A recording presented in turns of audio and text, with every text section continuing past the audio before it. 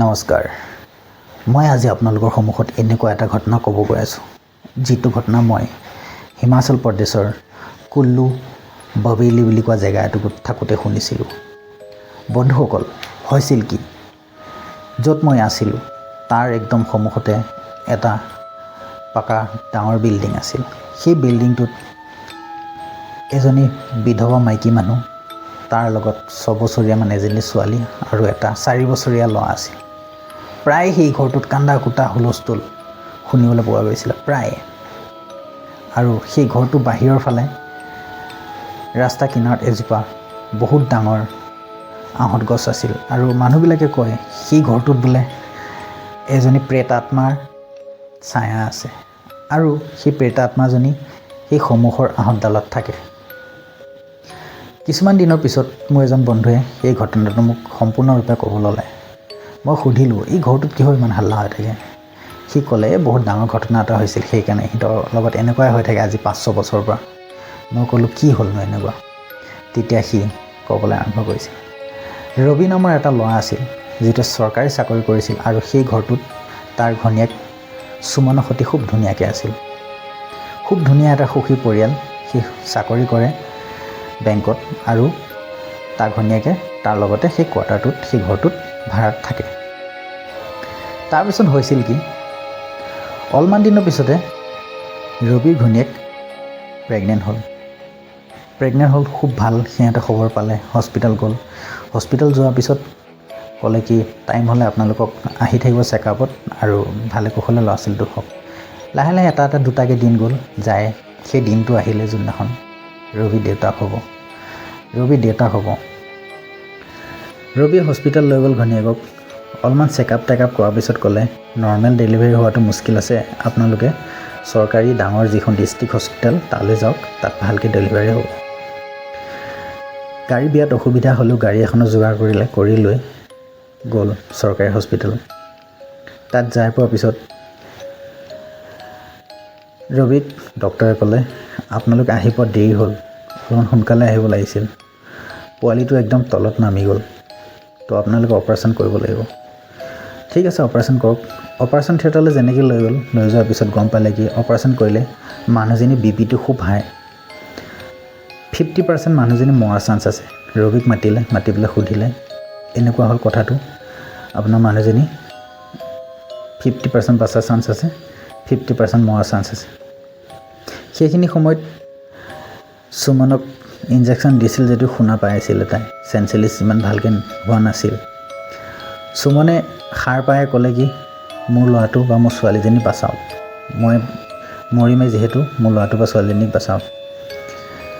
ৰবিয়ে ক'লে, নালাগে, মোক মানুহজনীহে লাগে। তেতিয়া ডক্টৰে ৰবিক ক'লে, চাওক, মানুহজনী মৰা 50% চান্স আছে, প্ৰায় মৰিব বুলিয়ে চান্স আছে, আপুনি ল'ৰা ছোৱালীটোকে বাচাই লওক। ঘনীয়েকে ক'লে, ৰবি, তুমি মোক এটা কথা দিয়া, মোৰ মৰাৰ পিছত মোৰ ছোৱালীজনী বা ল'ৰাটো তুমি খুব ধুনীয়াকৈ চাবা আৰু পুহি পালি ডাঙৰ দীঘল কৰিবা।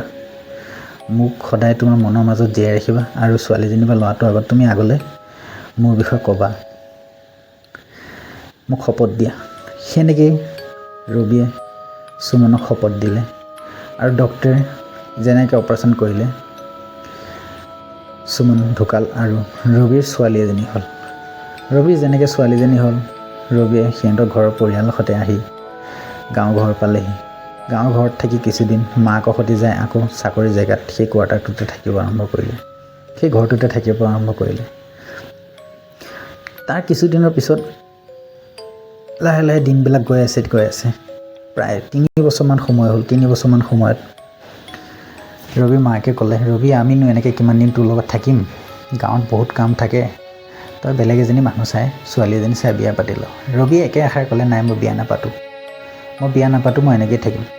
তেতিয়া বহুত ঘৰৰ মানুহে, পৰিয়ালৰ মানুহে যেতিয়া বুজালে তাক, বুজোৱাৰ পিছত সি ক'লে, ঠিক আছে, সেনেকুৱা মানুহ এজনী চাই দে, যিজনীয়ে মোৰ ছোৱালীজনীক চাব পাৰে। ইপিনে সিপিনে বিচাৰ খচাৰ কৰোঁতে এজনী মানুহ আছে বুলি সিহঁতে গম পালে, যাৰ 6 বছৰীয়া ছোৱালী এজনী আৰু এটা ল'ৰা সন্তান আছে। সি গ'ল, কথা চথা পাতোঁতে তাক ক'লে, তুমি মোৰ ছোৱালীজনী চাব লাগিব, মোৰ ছোৱালীজনী চালেহে মই তোমাক বিয়া পাতিম। তাই কথা দিলে, হ'ব, মই তোমাৰ ছোৱালীজনী খুব ধুনীয়াকৈ চাম, খুব ধুনীয়াকৈ চাম আৰু মোৰ নিজৰ ল'ৰা ছোৱালীকেইটা নিচিনাকৈ মই ৰাখিম। সি ক'লে ঠিকে আছে, তোমাৰ ল'ৰা ছোৱালীকেইটাকো তুমি লৈ থাকিব পাৰা মোৰ। তো ৰবি সেনেকৈ বিয়া পাতিলে। নেক্সট মানুহজনী আহিলে, সেই কোৱাৰ্টাৰটোতে থাকিলে। কিন্তু প্ৰায় দিনে ৰবিয়ে মানে এটা কথা অনুভৱ কৰে, সিহঁতৰ ঘৰটোত কোনোবা এটা এক্সট্ৰা মানুহ আছে, কিবা এটা ছায়া আছে। কেতিয়াবা পৰ্দাখন উঠি থকা দেখা পায়, কেতিয়াবা কিবা ভৰ্চকৈ এটা কিবা বস্তু গুচি গ'ল, কেতিয়াবা বতাহত কোনোবা বতাহ এটা মানে কাণৰ ওচৰেদি বতাহ এটাই গ'ল, আৰু কেতিয়াবা এনেকুৱাও দেখে কি তাৰ ছোৱালীজনী কাৰোবাৰ সৈতে খেলি আছে, আৰু কেতিয়াবা ভাঙা কথাই কৈছিল সেইজনী মা। তো ৰবিয়ে ভাবে কি টিভি চিভি চাই পেলাই এইবিলাক কথা শিকিছে, এইবিলাক কথা কৈ থাকে। তাৰপিছত লাহেকৈ সেই মানুহজনী আহিলে। অহাৰ পিছত ধুনীয়াকৈ থাকিব ল'লে, ছোৱালীজনীকো খুব ধুনীয়াকৈ চাব ল'লে। লাহে লাহে ৰবিৰ নতুন ঘৈণীয়েকে তাই ছোৱালীজনীক চোৱাটো বাদ দিলে। খুব কম চাই, ৰবি থাকিলে চাই, ৰবি নাথাকিলে নাচায়, আলাই আথনি কৰে। তেতিয়া ৰবি প্ৰায় সপোনত তাৰ প্ৰথম ঘৈণীয়েক সুমন আহি পেলাই কয় কি, তই তোৰ ছোৱালীজনীক খবৰ ল, তোৰ ছোৱালীজনীক তই ভালকৈ চা। সি পিছদিনাখন সোধে, তই মোৰ ছোৱালীজনীক কিবা অৱহেলা কৰিছ নেকি? তাই কয় নাই, ভালকৈ ৰাখিছোঁতো, তাই মোৰো ছোৱালী হয়, আপোনাৰ অকল ছোৱালী নহয়। সি কিন্তু সন্দেহ কৰে। হ'লেও সি কৈছিলে, তই যদি মোৰ ছোৱালীজনীক কিবা কৰ, সেইদিনাখন মই তোৰ লগত নাথাকিম, সেইদিনাখনে মোৰ অন্তিম দিন হ'ব। তাই কয়, এই এনেকুৱা একো নকওঁ, তুমি কিয় মোক বিশ্বাস নকৰা? তোমাৰ ছোৱালী মোৰ ছোৱালী। লাহে দিন গ'ল, খুব অৱহেলা কৰে সি নাথাকা সময়ত। কেতিয়াবা খানা দিয়ে, কেতিয়াবা গাখীৰ দিয়ে, কেতিয়াবা নিদিয়ে, সেনেকৈ লাহে দিন গ'ল। অলপমান দিনৰ পিছত সিহঁতৰ ঘৰত আলহী আহিলে। সেই মানুহজনী মায়েকৰ ঘৰ আহিলে। মায়েকৰ ঘৰ যেতিয়া আহিলে, অহাৰ পিছত ৰাতি ভাত চাত বনালে। ৰবি অলপমান দেৰিকৈ আহে, সি বেংকত চাকৰি কৰে। বেংক চব ক্ল'জ কৰি আহোঁতে 9টা চাৰে 9টা হৈ যায় কেতিয়াবা। ঠাণ্ডা দিন আছিলে, ৰবি আহি পোৱা দেৰি হ'ল। আৰু যেতিয়া সেই ছোৱালীজনীয়ে খুব দুষ্ট কৰি থাকে, ছোৱালীজনীৰ হাতত বাতি এটাতে ভাত কেইটামান দি বেলকনিত যি পঠাই দি ক'লে কি, তই ইয়াতে থাক, তোক পিছত লৈ যাম আহি বুলি মাহীমাকে সোমোৱাই থৈ গুচি আহিলে। আৰু আলহী চালহী গ'ল। আলহী চালহী যোৱাৰ পিছত তাই নিজৰ ল'ৰা ছোৱালীকেইটাক খুৱাই থ'লে, আৰু তাইৰ কাৰণে তাইক পাহৰি গ'ল। তাইক যেনেকৈ পাহৰি গ'ল, তাই তাতে থাকিলে। ৰবি আহিলে 9টা চাৰে 9টা বাজিত, ভাত পানী খালে। ছোৱালীজনী ক'ত সুধিলে, তাইক কৈছে শুলে। তাইৰো মাথাৰ পৰা ওলাই গ'ল কি মই তাইক তাত বন্ধ কৰি থৈছোঁ। ৰবি ভাত পানী খাই শুই গ'ল। শুওঁতে লমচম তাৰ টোপনি আহিছে। টোপনি আহোঁতে চিলমেল টোপনি আহোঁতে সি সপোন দেখিছে কি তাৰ ছোৱালীজনী নাই। ঘৈণীয়েকে আহি কৈছে, ছোৱালীজনী ক'ত আছে? ছোৱালীজনী বিচাৰ। সি ঝপকৈ উঠিছে, উঠি কৈছে, ছোৱালীজনী ক'ত মোৰ?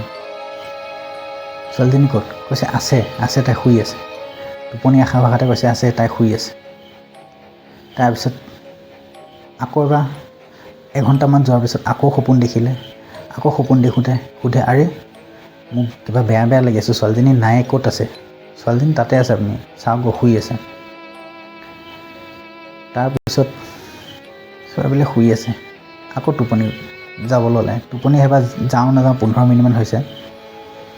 তেতিয়া সপোন দেখিছে আকৌ নেক্সট, তোৰ ছোৱালীজনী তই চাব নালাগে, মোৰ ছোৱালী মোৰ ওচৰ পালেহি, তোৰ ওচৰত নাই এতিয়া, তোৰ ছোৱালীজনী তই খবৰ ল'ব নালাগে। সি সেনেকৈ যেতিয়া কনফাৰ্মকৈ শুনিলে, সি ঝাপকৈ উঠি গ'ল। উঠি তাইৰ মাহীমাকক উঠালে, ক'ত গ'ল ছোৱালী, দেখা ছোৱালী। ৰুমটো যেনেকৈ যায় চালেগৈ, তাত ছোৱালীজনী নাই। তেতিয়া তাৰ মনত পৰিছে, মইতো তাইক বেলকনিত সোমোৱাই থৈছিলোঁ, ক'ত আছে? মাৰধৰ কৰিলে। তাৰপিছত ক'লে, মই বেলকনিতে থৈছিলোঁ তাইক, মই আনিব পাহৰিলোঁ। ৰবি দৌৰি যায়, বেলকনি খুলি পেলাই চাই, তাইৰ নাম সীমা ৰাখিছিল। সীমা। ছোৱালীজনীৰ 2টা আঁঠু এনেকৈ আঁঠু কাঢ়ি, মাথাটো ঠাণ্ডাতে আঁঠুকেইটা মাজত সোমোৱাই শুই থকা পাতে তাতে প্ৰাণ ত্যাগ কৰিলে। বেছি তাতে মৰি গ'ল। বেছি যেতিয়া তাতে মৰিলে, ৰবি এনেকৈ লৰাই দিয়ে, তাই লুধুককৈ পৰি যায় মাটিত। ৰবিয়ে পাল চাই বুকুখন হেৰি কৰি চাই, নাই, তাই মৰিলে বহুত সময় হৈ গ'ল, 10-15 মিনিট। তাই বডিটো টাইট হৈ গ'ল। ৰবিয়ে বুকুখন লাগি গৈ চালে, নাই, ছোৱালী গ'ল। ৰবি অলপমান হাল্লা গোল্লা কৰিলে, বহুত কান্দা কুটা কৰি তাক কৈছিলে, তাইক কয়, তোক মই কৈছিলোঁ নে এদিন, তাই যদি নাথাকে ময়ো নাথাকোঁ বুলি পৃথিৱীত। তেতিয়া তাই বহুত ক্ষমা খুজিলে, ৰবিৰ ইজনী ঘৈণীয়েকে। ক'লে কিন্তু নাই মই তোক ক্ষমা কৰিব নোৱাৰিম, তোক এনেকুৱা এটা শাস্তি দি যাম তই জীৱনত সেই শাস্তিটো পাহৰিব নোৱাৰিবি বুলি কয়। 3 তালা বিল্ডিঙৰ ওপৰৰ পৰা ৰবিয়ে আকৌ জঁপিয়াই দিয়ে তলত, জঁপিয়াই দিয়ে ছুইচাইড কৰি সি মৰি যায়। ৰবিয়ে জঁপিয়াই দিয়ে ছুইচাইড কৰি মৰি যায়, কিন্তু তাৰ ঘৈণীয়েকে, তাৰ প্ৰথমজনী ঘৈণীয়েকে মাকে তাই পিছ নেৰে। তাৰ পিছদিনাখনৰ পৰা মায়েকে তাইক উল্টা পুল্টা ভয় খুৱাবলৈ আৰম্ভ কৰি দিয়ে। কেতিয়াবা চুলিত ধৰি টানি নিয়ে, কেতিয়াবা লেট্ৰিনৰ বাথৰুম বন্ধ কৰি দিয়ে, দৰ্জা বন্ধ কৰি দিয়ে, কেতিয়াবা ল'ৰা ছোৱালীক ভৰিত ধৰি চুচুৱাই নিয়ে, কেতিয়াবা গাপে কাপোৰ আঁতৰাই নিয়ে। সেনেকৈ প্ৰায় লাগাতাৰ 3 বছৰমান মই যেতিয়া তাত পাওঁ, 3 বছৰ মানে সেই পৰিয়ালটোক সেই প্ৰেত আত্মাটোৱে বৃহৎ শাস্তি দি থাকে। আৰু মই যেতিয়ালৈকে থাকিলোঁ তাত, তেতিয়ালৈকে প্ৰায় সেনেকৈ সেই প্ৰেত আত্মাটোৱে শাস্তি দি থাকিলে। তো বন্ধুসকল, এজনী মাকে নিজৰ ল'ৰা ছোৱালীৰ কাৰণে বহুত তললৈকে নামিব পাৰে, বহুত ওপৰলৈকে উঠিব পাৰে। তো সেইটোৱে কথাটো একদম সঁচা হয়। এইটো কোনোবা মই শুনা কথা নহয়, দেখা কথা হয়। যদি আপোনালোকে শুনি ভাল পালে এই ঘটনাটো, তো মোৰ চেনেলটো ছাবস্ক্ৰাইব কৰি যাব বুলি আশা কৰিলোঁ। Thank you, all the best, ধন্যবাদ।